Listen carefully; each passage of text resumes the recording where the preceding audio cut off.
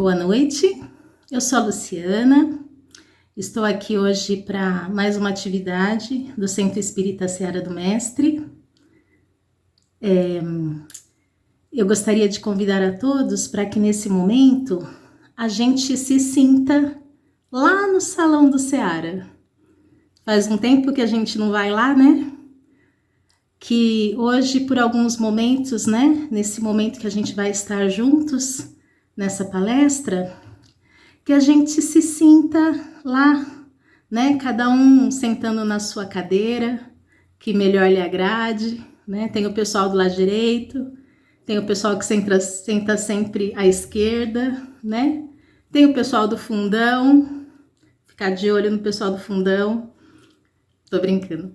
E que a gente, por alguns momentos, possa se sentir no Seara, aproveitando essa energia boa, né? A proteção não só das paredes, mas da assistência espiritual, que sempre que a gente chega lá, a gente recebe, né?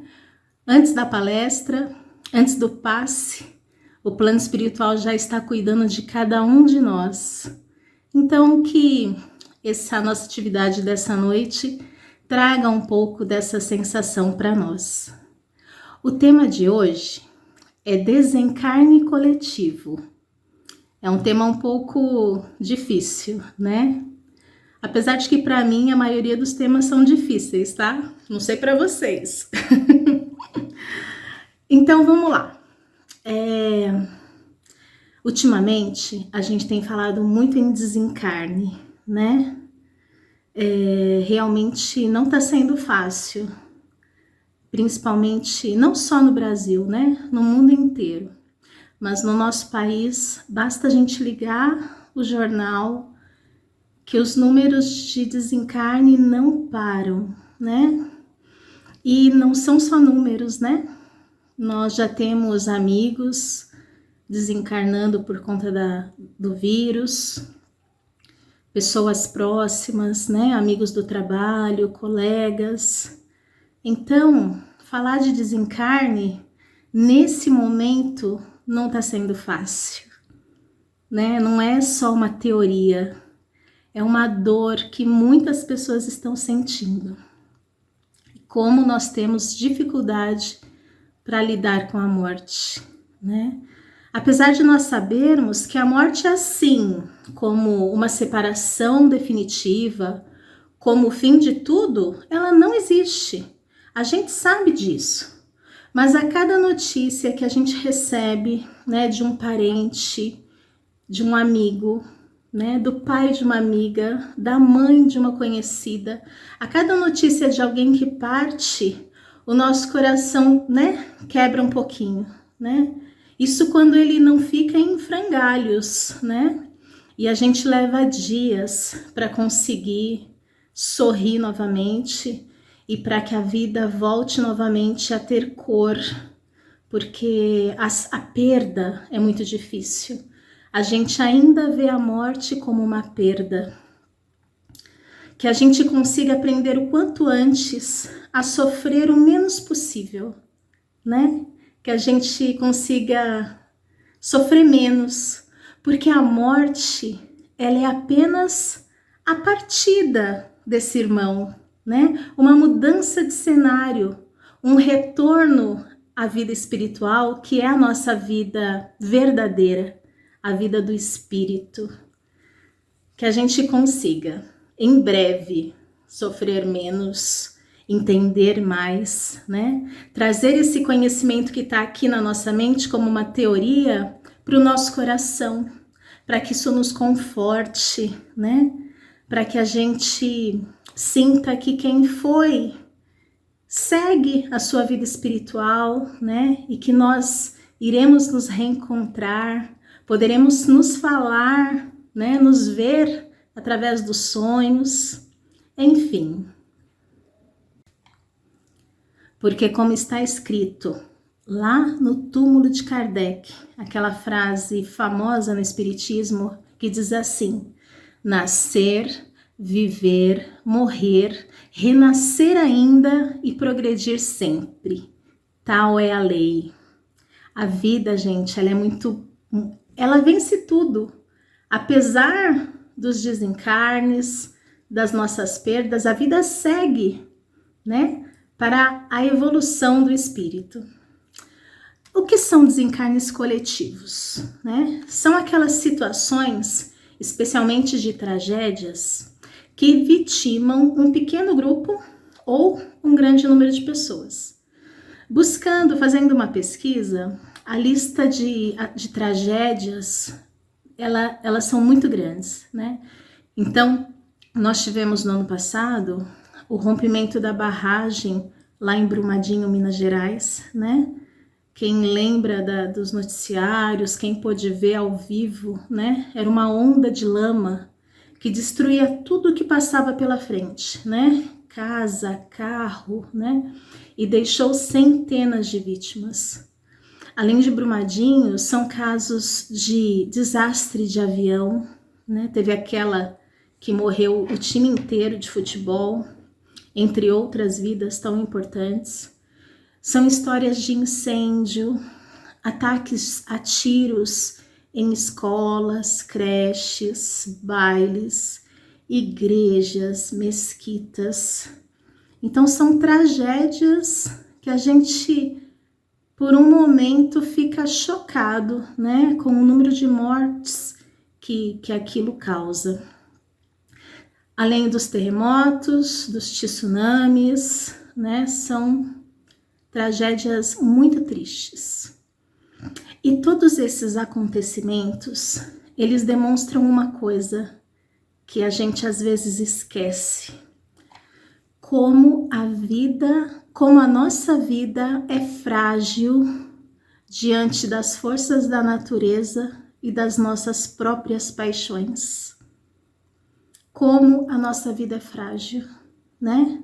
Um dia a gente tá aqui cheio de planos, no outro dia, né, sei lá, um acidente, a pessoa já partiu, né? Então, nós precisamos refletir sobre duas coisas. A vida material, a vida carnal, ela é transitória, temporária, passageira. Hoje eu estou Luciana, né? Hoje eu estou mãe do Pedro, mãe do André. Eu tenho uma casa, tenho um emprego, né? Tenho N atividades, né? Todos nós, né, temos as nossas atividades, mas tudo isso é empréstimo de Deus, né? Nem o nosso corpo é nosso. O nosso corpo, as nossas responsabilidades de pai, mãe, tio, né? As nossas responsabilidades como professor, na profissão que nós escolhemos, tudo isso serve a um objetivo maior do que o tempo que nós passaremos encarnados aqui na Terra. A segunda coisa que a gente precisa refletir é que nós somos espíritos. Nós temos um corpo físico e uma vida material temporária. E o que continua mesmo é a nossa vida espiritual. Somos espíritos imortais, destinados à perfeição. Como diz o nosso amigo William, eu anotei aqui para não falar errado, somos seres espirituais numa experiência na matéria. É assim, né? Não podemos esquecer. E às vezes, quando a gente está aqui, né? A gente esquece que o que vale não é a carreira, né? O que vale não é o saldo da conta bancária, as minhas posses, as coisas. Tem gente que ama tanto o carro, né? Tem gente que ama tanto a casa. Isso tudo fica, né? O que importa e as coisas que a gente precisa investir são o quê? Quem sabe essa resposta? No que a gente tem que investir enquanto está na Terra? Deve ter muita coisa para a gente investir, mas assim, o que eu penso agora, né, é que a gente precisa investir em sermos pessoas melhores, né, em desenvolvermos os nossos sentimentos, adquirirmos mais virtudes, né, adquirirmos o amor, a paciência, desenvolvermos esses sentimentos que ainda temos pequenos dentro da gente, para maior, para crescer, né? Para sermos espíritos melhores. Precisamos investir também na nossa inteligência, precisamos estudar tudo, não só o espiritismo. Precisamos entender o mundo, né? Quanto mais a pessoa sabe, mais ela é útil, não é verdade? Quanto mais ela conhece das coisas, e quanta coisa a gente tem para conhecer. A gente pode conhecer da psicologia, da astronomia, da matemática, da física, da biologia.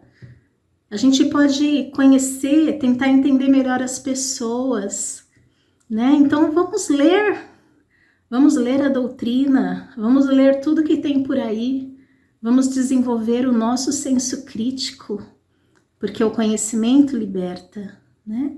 Então, desenvolver a inteligência, desenvolver os sentimentos, trabalhar pelo bem, espalhar o amor. É isso, né? Para isso que a gente está aqui. Colaborar com o progresso da nossa família, colaborar com o progresso da nossa sociedade, do nosso centro espírita, da nossa religião, não é verdade? Nós não podemos nos esquecer, jamais, qual o nosso objetivo na Terra, né? Muito mais do que ter coisas, acumular posses, muito mais do que trabalhar que nem um maluco ou uma doida, porque tem muita gente que trabalha muito e não tem tempo para mais nada. Às vezes a gente perde o crescimento de um filho, né? Uma oportunidade que não vai voltar nunca mais. A gente perde momentos em família, em sociedade, porque está muito focado numa coisa. Então a gente precisa ampliar esse leque.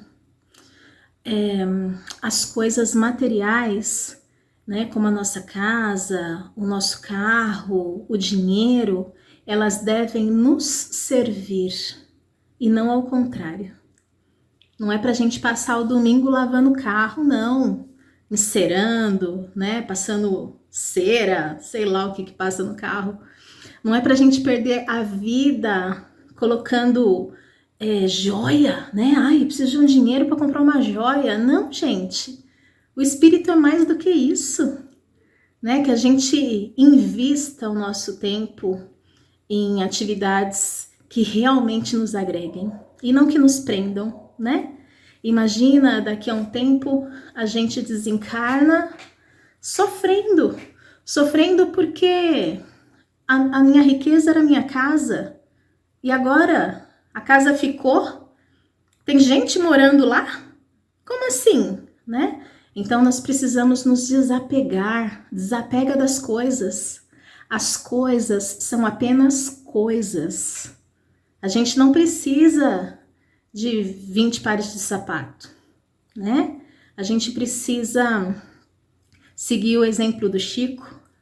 Diz que o Chico, ele sempre ganhava uma roupa, um terno, né? E aí ele usava um até aquele acabar. Quando aquele acabava, ele usava o outro. Então ele estava sempre fora de moda, porque ele ia guardando aqueles presentes e aí estava lá, né, em 1980, 90, com um terno de 1960. Por quê? Porque ele sabe que as coisas são só coisas, né? Que a gente não deve se desgastar por isso. A nossa história começou há muito tempo. Cada um de nós saímos das mãos de Deus, todos criados simples e ignorantes.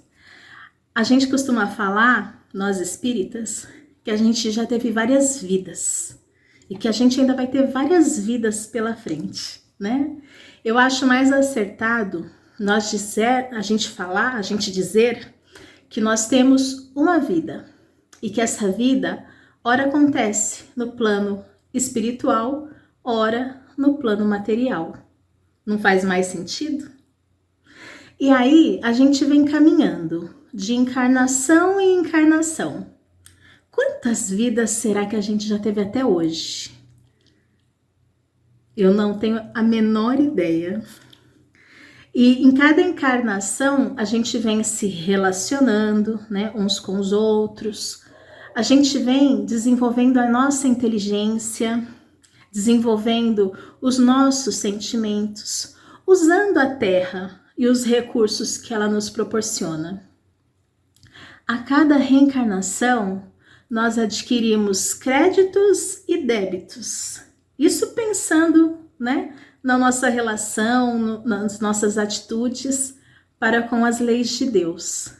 Cada coisa boa que fazemos é um crédito lá na nossa conta, lá com Deus. Cada atitude contrária às leis de Deus é um débito. Como anda a sua conta bancária com Deus? Lá no banco do céu? E eu não sei, não tenho a menor ideia. O que explica os desencarnes coletivos é a reencarnação, né? Então, quando a gente encarna, a gente tá lá no plano espiritual, tranquilo, aí alguém vem e fala assim, ó, tá na hora, vamos voltar? Aí a gente vai lá no Ministério da Reencarnação, né? Quem já leu o Nosso Lar vai lembrar. E lá tem os espíritos que cuidam disso, desse assunto, né? Onde a pessoa vai reencarnar, qual vai ser a família, qual vai ser o seu estilo de vida, como vai ser o corpo dessa pessoa, né? Ela vai ter alguma dificuldade física, vai ser bonito, vai ser feio, o que vai ser útil para aquela encarnação, né? Quais provas ela vai precisar viver? E aí, o espírito tá lá, corajoso, né? Preparado para voltar.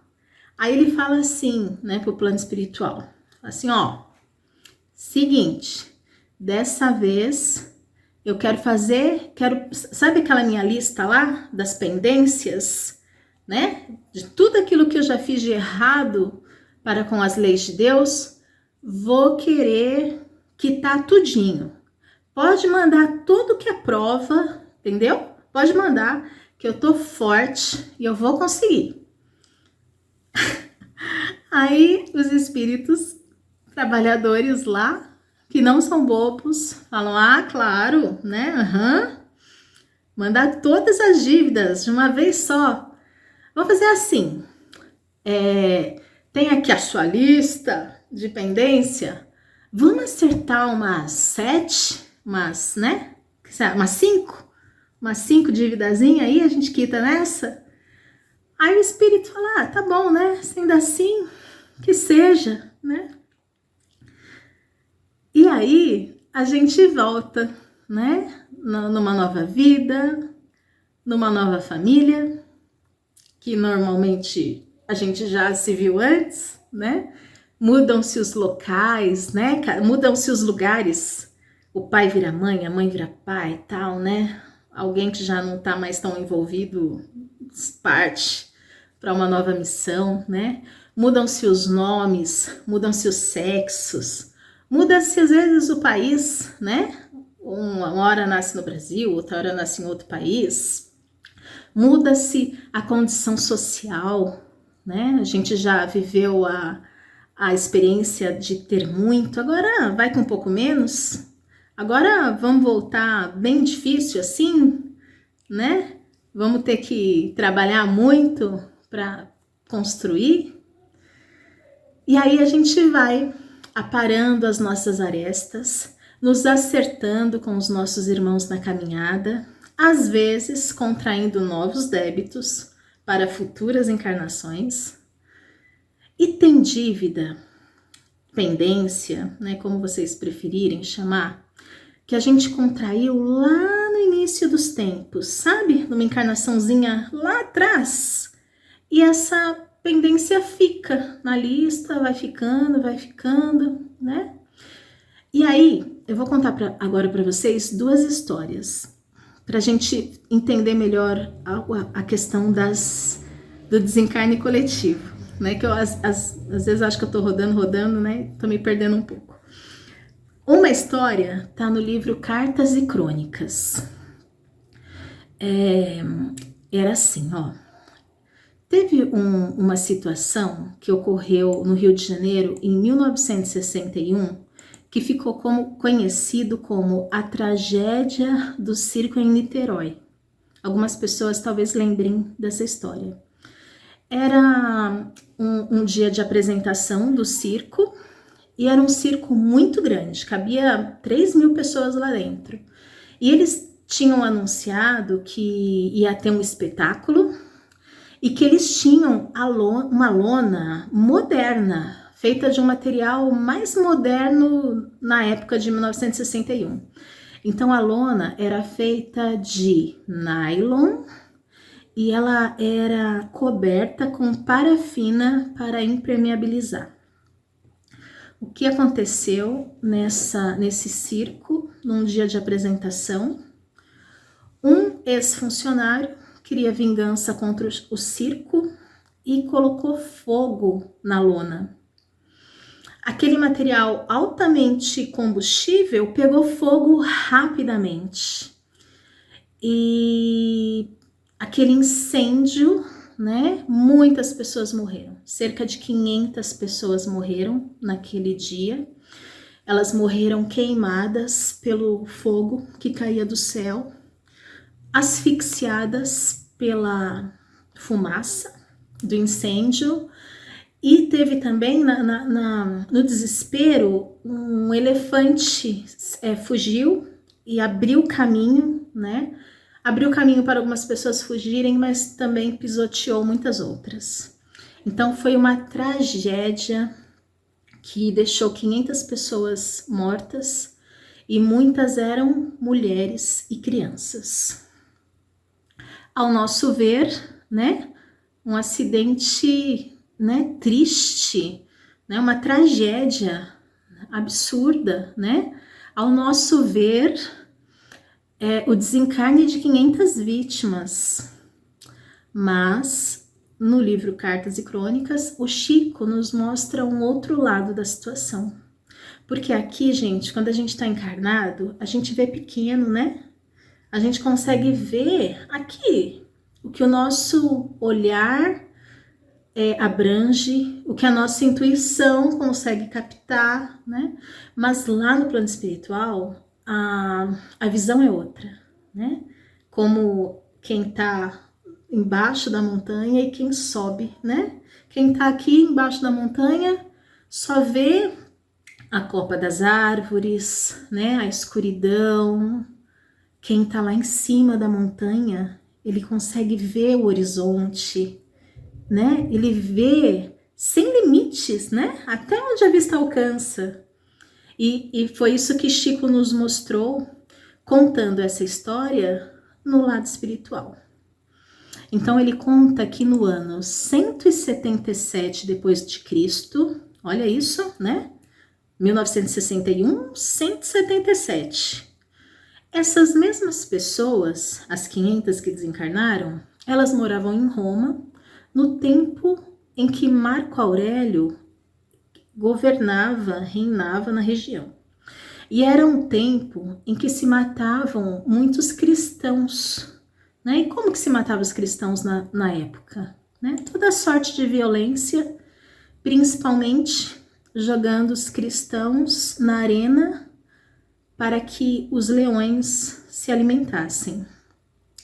E aí, nesse ano de 177, nessa cidade, ia chegar um militar e eles queriam impressionar esse militar. As festas em Roma tinham esse sinônimo né? Barbarismo, barbárie, violência, era assim que eles se divertiam. E aí, com a chegada desse militar, um grupo de pessoas se uniu para combinar essa festa. Como que a gente vai fazer a festa para o militar? E aí alguém falou assim, vamos jogar os cristãos para as feras. Aí alguém falou, não, mas tem um problema que os cristãos que chegaram os cristãos não, os leões que chegaram há pouco da África, eles estão muito preguiçosos.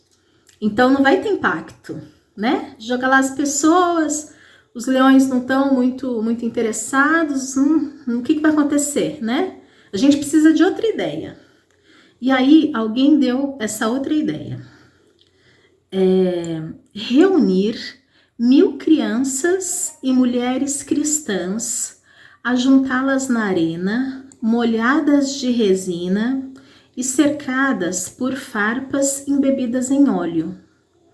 Depois de mostrá-las festivamente ao público, elas seriam incendiadas, né? Toda a área seria incendiada e se soltaria, né, sobre aquelas 1000 pessoas, cavalos velhos que não servissem mais.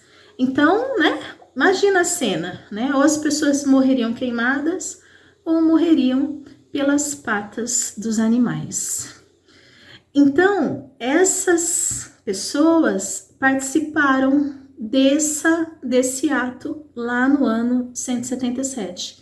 Elas organizaram a festa, foram aprisionar as pessoas que iriam morrer, foram atrás dos cavalos, jogaram o óleo, né?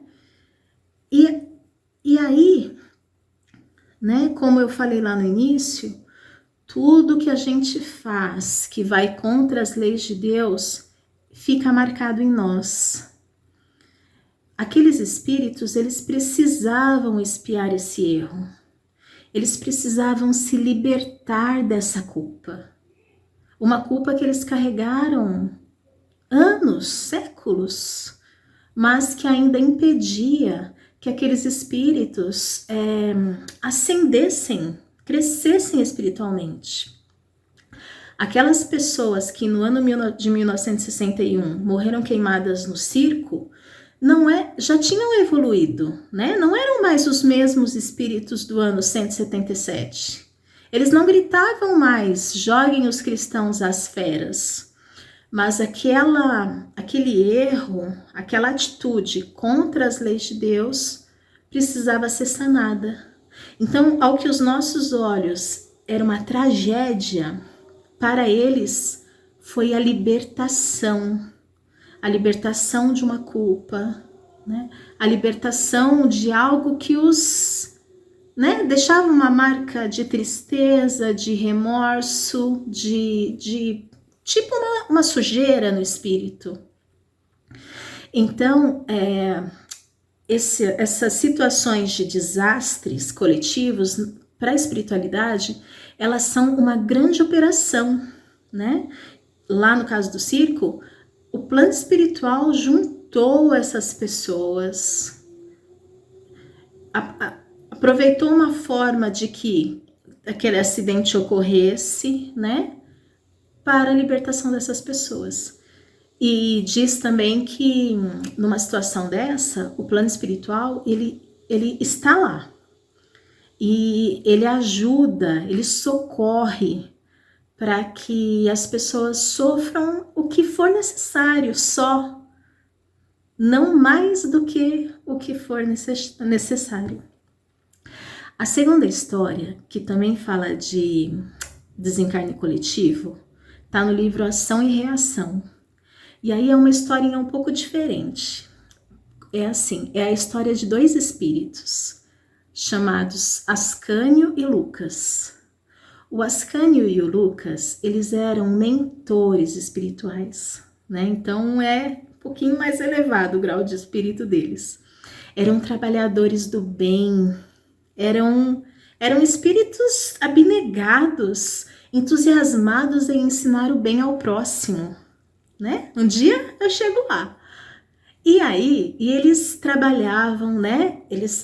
O livro fala que eles eram trabalhadores da equipe de mentores, amparando irmãos sofredores. Eram cultos e nobres, companheiros incansáveis no trabalho do bem. E o Ascânio e o Lucas, eles eram mentores, mas eles queriam galgar novos degraus. Eles queriam ascender espiritualmente. E eles suspiravam pelo ingresso nas esferas mais elevadas. Só que toda vez que eles solicitavam isso, era negado, dizendo que eles não tinham a condição necessária. Aí eles, ficavam chateados com aquela explicação dada pela espiritualidade, mas seguiam trabalhando. Os anos passaram, eles falaram, vamos tentar de novo, ver se a gente, vira espírito mais elevado, A gente já é elevado, mas vamos ser mais um pouquinho, E aí, o livro fala que foi combinado assim. A direção geral do plano espiritual falou, então vamos analisar o caso de vocês. E eles fizeram um tipo de uma regressão, pesquisando a memória dos dois, para saber o que tinha na ficha de cada um que não estava deixando que eles dessem esse passo à frente. E aí nessa pesquisa, eles perceberam que Ascânio e Lucas possuíam muitos créditos adquiridos nas suas encarnações, nos trabalhos realizados na espiritualidade, e descobriu-se também um terrível crime que eles tinham cometido em 1429, quando formavam o exército de Joana d'Arc. E lá em 1429, esses dois espíritos, eles assassinaram 2 companheiros, jogando-os do alto de uma fortaleza. Diante daquela informação, retirada das suas próprias memórias, os dois desistiram prontamente da elevação espiritual que eles desejavam e suplicaram o retorno ao campo dos homens para pagarem seus débitos. Como eles eram espíritos com muito crédito, eles escolheram o gênero de prova que eles iriam viver, E eles optaram por trabalhar no campo da aeronáutica. Após uma vida inteira de trabalho, os dois desencarnaram, sofrendo a mesma queda mortal que eles infligiram aos companheiros de luta no século XV. Passando essa experiência, vivendo, espiando essa falha, os dois regressaram à espiritualidade e seguiram suas vidas, até que eles fossem novamente avaliados para saber se não tinha mais nenhum registro e pudessem seguir na elevação que eles queriam. Então, o livro ele nos diz assim, que para alcançar a elevação espiritual é preciso a quitação com os assuntos da terra, que o nosso crescimento espiritual depende do nosso merecimento verificado nas conquistas que já realizamos. Então, foram 2 histórias para a gente entender os motivos pelos quais essas tragédias acontecem, E a gente precisa entender para a gente tentar sofrer menos, É claro que quando a gente passa por uma situação dessa, existe a dor, mas que não fique em nós a revolta e o desespero, Porque Deus, que é todo amor, que é todo justiça, está por trás de todas as coisas, nos amparando, nos protegendo. Os desencarnes coletivos, eles promovem o resgate de antigos débitos morais, reunindo espíritos que se uniram no passado para a prática do mal, buscando reparar o dano causado coletivamente conforme a responsabilidade de cada um. Todo desencarne coletivo tem um motivo, tem um porquê. Ele é necessário e quando acontece, o plano espiritual está a postos para socorrer e amparar. Onde nós vemos apenas uma tragédia, está, na verdade, um trabalho organizado, programado, que visa a redenção dos espíritos envolvidos.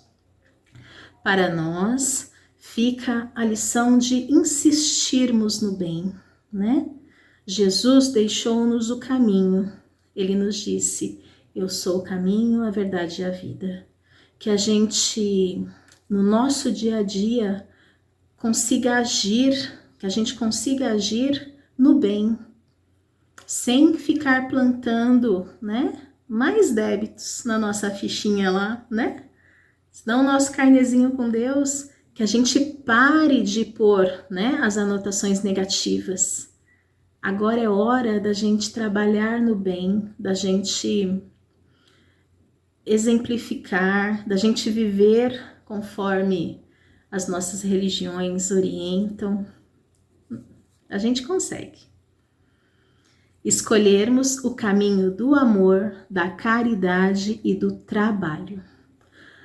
Para finalizar, eu quero ler para vocês a poesia de uma música chamada Alívio. Essa música é da dupla Tim e Vanessa. Eles são cantores espíritas. Quem não conhecer, dá uma pesquisada que vale muito a pena.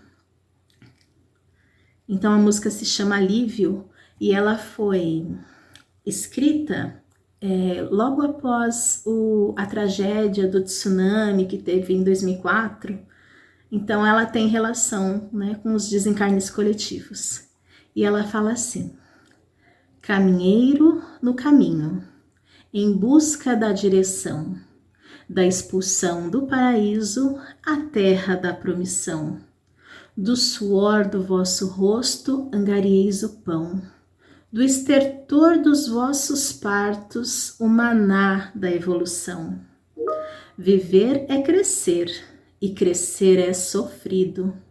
Caridade, oração, alívio do coração. Semeador em meio à dor, vinde a mim se estáis cansados. Meu peso é leve, jugo suave. Já não é sentida a dor, bendito Consolador. Essa música falou muito de nós, né? Nós que somos caminheiros no caminho, que queremos chegar nessa alegria, nessa felicidade de viver uma vida feliz, em paz, na companhia de Jesus. É do nosso suor, é dos nossos sofrimentos que brilhará esse espírito iluminado. Viver é crescer e crescer é sofrido. Que a gente sempre utilize o recurso da caridade e do coração para dar alívio aos nossos corações. E no meio de todas essas dificuldades, das dores do nosso dia a dia, está Jesus, que nos diz: vinde a mim se estáis cansados, meu peso é leve, jugo suave. O Consolador está entre nós, que nós estejamos com Ele. Muito obrigada, boa noite.